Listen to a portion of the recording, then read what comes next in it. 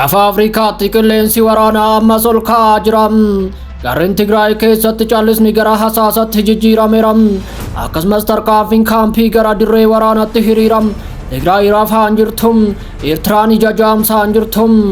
Madaa dullooman ammas dhiigaa jira. Ajajni haaraan kennamaa jira.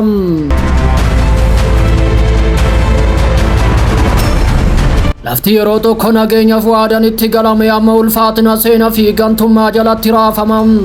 Maqaleerraa kaasee haga Mucuwaatti, Finfinneerraa haga Asmaraatti lolli haaraan dhalachuu mala. Akka tasaa miti sarara diimaa qaxxaamure hooggantoota wal dorgommii sodaa awwaalaniin.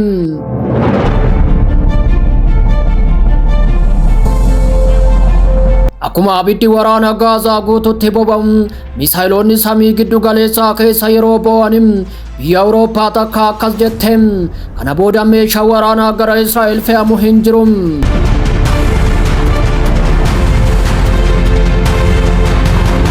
Sooriyaan waraana sodaattu. Pirezidaantii Sooriyaa Ahmad al-Shaaraan Israa'el irratti haleellaa banuuf homaa sodaan akka hin jirre labsaniiru.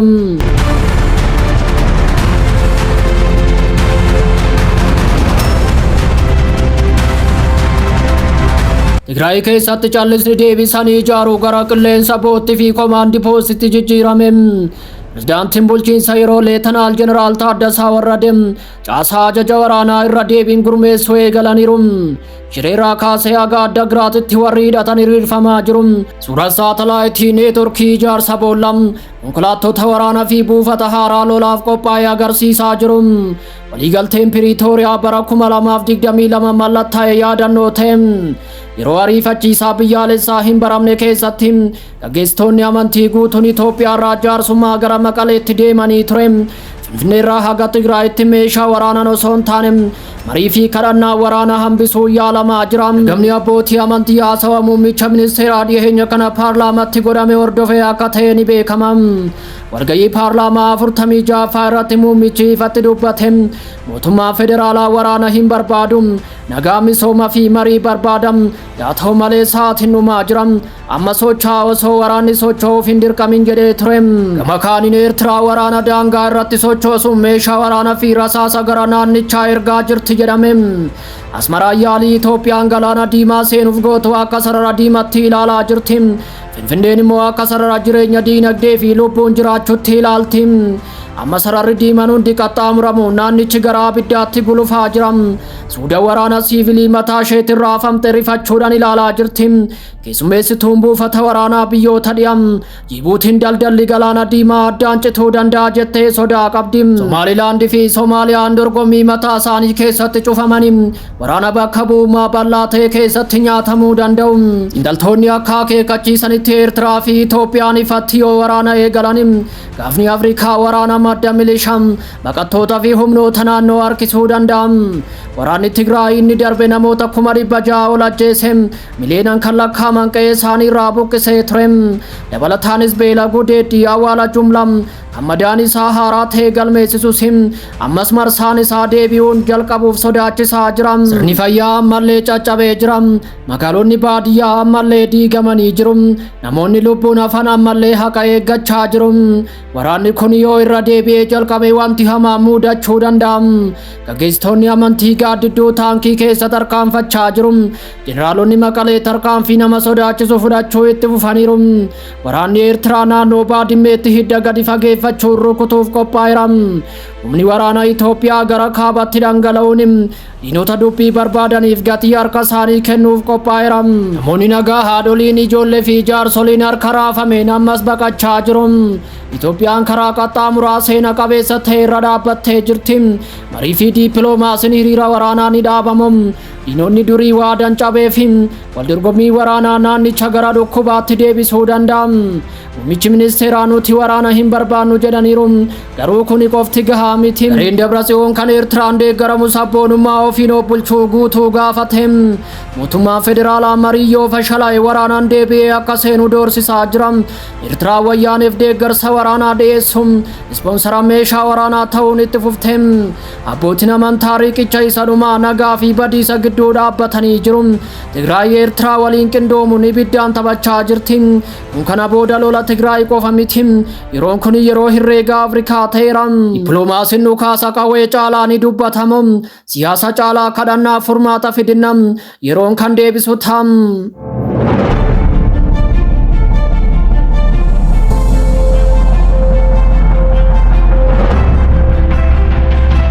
Akkuma abiddi waraana Gaazaa guutuu keessatti boba'u misaayilonni samii bahaa giddu galeessaa keessa yeroo boba'an biyya Awurooppaa takka akkas jette. Kana booda meeshaa waraanaa gara Israa'el fe'amu hin jiru. Murtii seena qabeessa ta'e manni murtii Beeljeem geejjibni meeshaalee waraanaa gara Israa'elitti geessu guyyaa kanarraa kaasee hatattamaan akka dhaabbatu ajajeera. Tarkaanfiin kun meeshaa waraanaa lubbuu 100,000 lakkaa'aman balleesse sooraa ture adda kutuuf kaayeffate. Ajajni kun kallattiin buufata doonii fi giddu galawwan geejjibaa meeshaa waraanaa kan ilaallatan yoo ta'u Awurooppaa keessatti baay'ee daddabarsaan isa guddaadha jedhame. Haa ta'u malee Beeljeem sarara diimaa cirracha keessa kaa'uun meeshaa waraanaa harka warra seera idil addunyaa hin kabajneetti ce'uu hin qabu jette. Tarkaanfiin kun addunyaa guutuutti abidda qabsiisaa jira. Manni murtii Neezerlaand xiyyaarota waraanaa F-35 gara Israa'elitti akka hin ergamne dhorke. Ispeen immoo buufata doonii ishee dooniiwwan meeshaa waraanaa Israa'eliif cufte.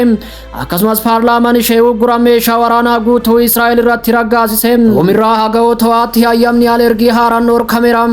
Faransaay dhiibbaa Israa'el irratti dabalaa dhufte keessatti uggura cimsaa jirti. Sarbiyaan duulli lubbuu namaa galaafate Iraan keessatti erga raawwatee booda meeshaa waraanaa gara Israa'elitti ergitu adda kutte. Kolombiyaan hariiroo waraanaa guutumatti Israa'el waliin adda kutte. Tookiyoo keessatti dhaabbileen dhuunfaa dhiibbaa naamusaa fi hawaasummaatiin walii galtee ittisaa Israa'el irraa fagaachaa jiru. Haa ta'u malee addunyaan osoo falmattuu bahii giddu galeessaa dhiigaa jirti. Gaazatti lammiilee Falastiin 58,000 ol irra caalan isaanii dubartootaa fi daa'imman haleellaa xiyyaaraa boqonnaa hin qabneen du'aniiru. Hospitaalonni gara awwaalchatti garagalanii manneen barnootaa gara daaraatti gadi bu'anii bishaan nyaanni fi qorichi dhabame. Ji'a bilaa keessa Israa'el waraana kana babal'isuun iddoo niikuleeraa Iraan irratti jalqabde. Teheraan deebii kennite misaayilonni balali'anii galaanni Meeditiraaniyaa abidda argee hin beekne arge.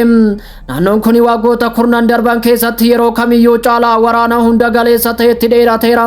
Gama biraan humni haaraan Israa'el dura dhaabbatu ijaarameera. Biyyoonni kibbaa addunyaarraa dhufanii fi garee Heeg ijaaran Israa'el kokkee hodhaniiru.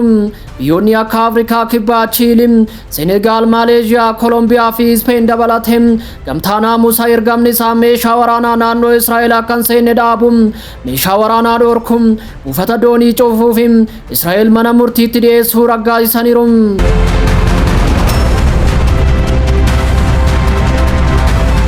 Beeljeem, Ispeen, Kolombiyaa fi Sarbiyaan callisuu irra haqa filataniiru. Kontiraatarra qalbii filataniiru. Gaazaan bochuu fi bahii giddu galeessaa yeroo raafamu dhugaan tokko ifata. Meeshaa waraanaa lubbuu fixuu danda'a. Fedhiin addunyaa garuu waraana xumuruu mala. Yeroon kun yeroo callisni itti cituu fi dhalli namaa itti dubbatu yaa ta'u nuti qulqulloonni yeroo qalaman hin deeggarru. Gaafa seerri cabee jaamaa miti. Nuti sagalee warra caccabaa jalatti awwaalamaniiti.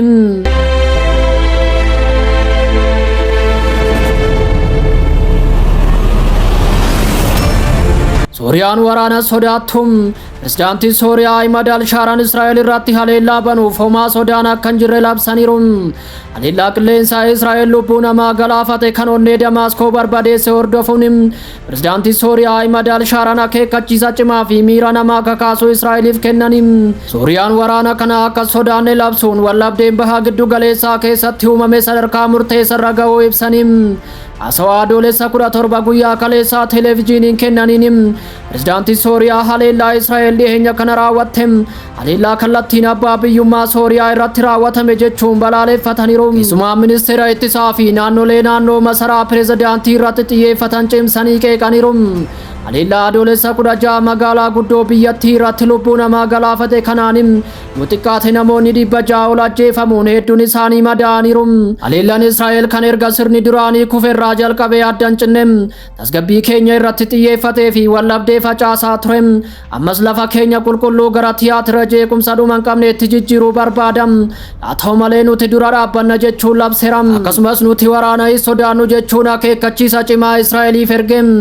Pirezidaantii Sooriyaa weerara Israa'el irraa of ittisuuf qophii ta'uu himuun yaaliin biyya alaa saba kana qoqqooduuf godhamu fudhataman qabu of ittisuufis nuti qophiidha jechuun ibse. Nuti warra waraana sodaatan keessa hin jirru, uummata keenya ittisuudhaan umurii keenya dabarsine. Yaa ta'u malee dantaa lammiilee Sooriyaa jeequmsaa fi badiisa jala ture baraaruuf hojjechaa jirra jechuun ibse. Akkasumas Alshaaraan waraanni naannoo guddaan kan hambifame gidduu seenummaa Ameerikaa, Tarkii fi Arabaan ta'uu ibse. Ministeerri dhimma alaa USA karaa dippiloomaasiitii Siiriyaa irra deebi'ee hirmaachisuuf yaaluun rakkoo kana wal hubannoo dogoggoraa ollaa haaraa gidduutti uumame jechuun eereera. Haa ta'u malee taajabdoonni haalli kun garmalee dadhabaa akka ta'e akeekkachiisaniiru. Xiinxalaa siyaasaa Dohaa kan ta'an Dr. Mohammad El-Masri bakka balaa geessisu gubbaa jirra. Israa'el qoqqoodinsa keessoo ishee fayyadamu sarara diimaa Sooriyaa qoraa jirti. Sooriyaan immoo deebistee rukutuu dandeessi jechuun ibsaniiru. Atiiwwan dhiyeenya kana mudatan egeree Sooriyaa Asaad booda irratti qormaata ji'oopolitikaa ta'aniiru. Pirezidaantii Sooriyaa Alshaaraan biyyattii tokkoomsuuf yeroo tattaafachaa jiranitti humnoonni alaa Israa'eliin durfaman biyyattii keessaa cabsuuf tattaafachaa jiru. Alshaaraan hundi keenya ijaarsa Sooriyaaf tokko taane yaa dhaabbannu jechuun labse. Yaalii biyya alaas ta'e biyya keessaa tarree keenya qoodinsaaf saaxilan qolachuu qabna jechuunis ergaa dabarseera.